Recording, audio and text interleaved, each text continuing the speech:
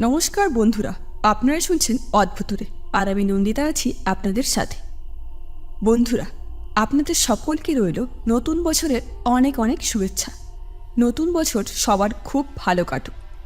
তো আজ আমি আপনাদের যে ঘটনাটি শোনাবো, এটা ঘটেছিল একজন স্টুডেন্টের সাথে। একটি মেসকে কেন্দ্র করেই পুরো ঘটনাটি। যদিও ও ভূতে বিশ্বাস করে না, তবুও ওর সাথে যেসব ঘটনা ঘটেছিল তা শুনলে আপনারাও চমকে যাবেন। আর সত্যি এসব ঘটনা আমাদের চিন্তারও বাইরে। তাই এরকম ঘটনা যদি আপনারা শুনতে চান তো আমাদের চ্যানেলটিকে সাবস্ক্রাইব করে আমাদের পাশে থাকবেন। তো আর দেরি না করে চলে যাই সেই ঘটনা। আমি দিনহাটায় থাকি, আর আমি যে ঘটনাটি আজ তোমাকে বলবো এটা ঘটেছিল 2002 সালে। তখন আমি স্কুল জীবন শেষ করে, মানে ওই উচ্চ মাধ্যমিক পাস করে কলেজে অ্যাডমিশন নিয়েছিলাম। আর আমি শিলিগুড়িতে একটি কলেজে অ্যাডমিশন নিয়েছিলাম, তাই ওখানে আমার কলেজের পাশেই একটি মেস নিয়েছিলাম থাকার জন্য। সেখানেই ঘটে সেই সব ঘটনা যেটা আমি শেয়ার করব। তো কি হয়েছিল, প্রথম দিন আমি আমার কাকুর সাথে শিলিগুড়িতে যাই। আর ওখানে গিয়ে আমার কলেজের পাশে অনেক খোঁজাখুঁজির পর একটি মেস পাই। ওটা ছিল একটু পুরনো, তবে সেখানে আমি ছাড়াও আরও দুজন থাকতো। আর ওরাও নাকি আমার কলেজেই পড়ে, তবে ওদের মধ্যে একজন দ্বিতীয় বর্ষের, আর একজন কিছুদিন হলো ওই কলেজে অ্যাডমিশন নিয়েছে। তারপর কাকু আমাকে সেখানে পৌঁছে দিয়ে সব কিছু ঠিকঠাক করে বাড়িতে চলে আসে। তখন থেকে ওই মেসে আমি আর আমার ওই বন্ধুরা থাকতে শুরু করি। ওখানে থাকতে থাকতে আমার সহপাঠী ওই বন্ধুর সাথে বেশ ভালো বন্ধুত্ব তৈরি হয়ে যায়। আমরা প্রতিদিনই কলেজের পর সময় পেলে একটু ঘুরতে বেরোতাম দুই বন্ধু মিলে। আর এরকমভাবে চলতে চলতে ওখানে আর তেমন কোনো অসুবিধাই হয়নি আমাদের। তো যাই হোক, নতুন কলেজের বন্ধুবান্ধব, ক্লাস সব ভালোই চলছিল। আমি কোনোদিনও এর আগে বাবা মাকে ছেড়ে থাকিনি, তবে এখানকার নতুন পরিবেশে এসেও কেন জানি না আমার বাড়ির মতোই লাগতে শুরু করল।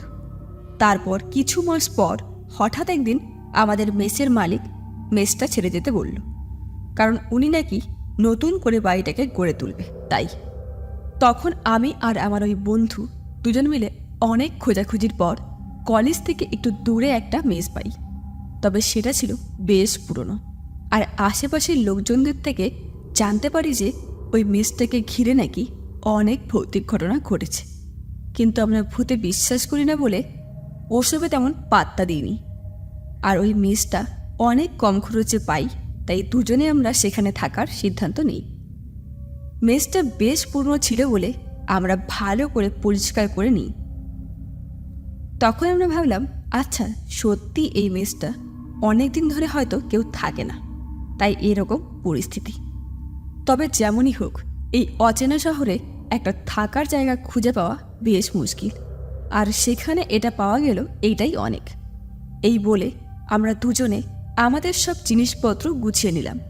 তারপর সন্ধ্যা নামতেই সত্যি কেমন একটা আলাদাই পরিবেশ। লোকজনও অনেক কম চলাফেরা করে ওই পথে। ঘরের ভেতরেও থেকে থেকে এটা ওটা পড়ার মতো শব্দ হয়েই যাচ্ছে।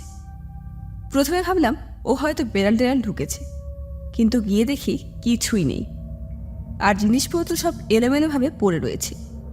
আমি তখন আবার ওগুলোকে ঠিকঠাক করে রেখে পড়ার ঘরে এসে পড়তে বসলাম। আর হ্যাঁ, যেখানে আমরা থাকতাম সেখানে ছিল দুটো রুম, একটা কিচেন রুম আর একটা বেডরুম। তো পড়ার সময় থেকেই হঠাৎই মনে হলো কেউ যেন দরজায় নক করে চলে গেল। তবে আমি ভয় না পেয়ে দরজা খুলে বাইরে বেরোলাম, কিন্তু আবারও গিয়ে দেখি কিছু তো নেই। তারপর রাতে ঘুমানোর সময় আমার বন্ধু তখন শুনতে পেল বাইরে কারো দৌড়ানোর মতো শব্দ, আর তার ঠিক কিছুক্ষণ পর আমিও ছাদে কারো উপস্থিতি অনুভব করলাম। কিন্তু আমার তখন মনে হলো এই বাড়ির মালিক, উনি রাতে মাঝে মাঝে ছাদে যান, তাই উনি হবে হয়তো। এই ভেবে ঘুমিয়ে পড়লাম। সেদিন তারপর তেমন কিছু আর শুনতে পাইনি, তবে আমি ভয় পাইনি, কারণ আমার দৃঢ় বিশ্বাস ছিল যে ভূত বলে কিছু নেই। যাই হোক, তারপর আর এরকম কিছুই ঘটেনি আমাদের সাথে। তখন আমি আমার বন্ধুকে বললাম, বুঝলি, এসব ভৌতিক কিছু না রে, আসলে লোকজনের এসব ভ্রান্ত ধারণা। আমার বন্ধুটিও তখন বলল তাই হবে। এরপর আমার ওই বন্ধু একদিন ওর বাড়িতে গেল, ওদের বাড়িতে কালী পুজো ছিল বলে। যদিও ও আমাকে বারবার করেই যেতে বলেছিল, তবে আমার সামনে পরীক্ষা আর আমার শরীরটা ভালো ছিল না বলে আমি ওর সাথে যাইনি। যেদিন ও বাড়িতে চলে গেল সেদিন আমি সন্ধ্যায় আমার কলেজেরই আরেক বন্ধুর সাথে কিছুক্ষণ বাইরে আড্ডা দিয়ে চা খেয়ে বাড়িতে ফিরি। আর সামনে যেহেতু পরীক্ষা, তাই ভাবলাম যে আজ রাতে একটু দেরি করেই ঘুমোবো, এই ভেবে পড়তে বসলাম। তারপর পড়তে পড়তে কখন যে 12টা বেজে গেছে তা খেয়ালই করিনি। তারপর রাতের খাবার খেয়ে আবারও পড়তে বসলাম। এবার হঠাৎ যেন সারা ঘরে কেমন একটা ভ্যাপসা গরম, তাই ঘরের জানালাগুলোকে খুলে রাখলাম। আর তখন ছিল পূর্ণিমা তিথি, তাই বাইরে সব পরিষ্কার দেখা যাচ্ছিল। এবার জানালা খোলার পর যেন ঘরে একটু আরাম বোধ হচ্ছে। তারপর আমি কিছুক্ষণ পড়ে নিয়ে যখন ঘুমোতে যাব তার আগে বাথরুমে যাই। আর আসার সময় আমার মনে হলো যেন একটা ছায়ামূর্তি আমার পেছনে। আমি এবার পেছনে না তাকিয়ে ঘরে চলে গেলাম। আর যখন আমি ঘরে গেলাম তারপর থেকেই আবারও রান্নাঘরের থেকে বাসনপত্র পড়ার মতো শব্দ হতেই লাগলো। তখন আমি ভাবলাম এবার যতই গরম লাগুক না কেন ঘরের জানলাগুলোকে বন্ধ করতেই হবে। তারপর যেই না জানলার সামনে আসলাম, আমি স্পষ্ট দেখতে পেলাম কেউ যেন এদিক থেকে ওদিকে চলে গেল।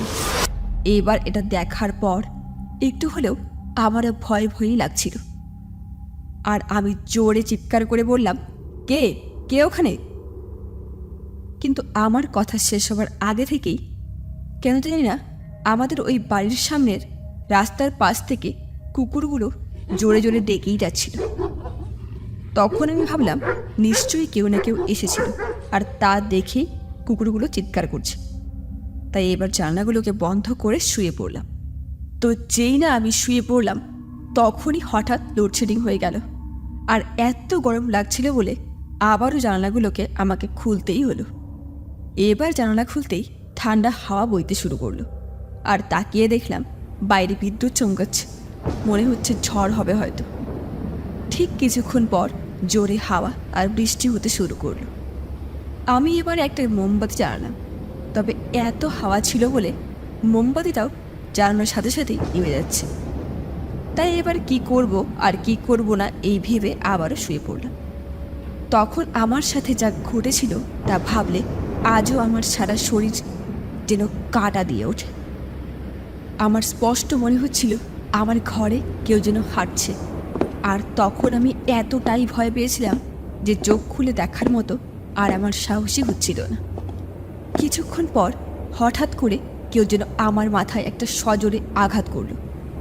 আমি তখন চিৎকার করে উঠি আর বলি, কে কে এই ঘরে?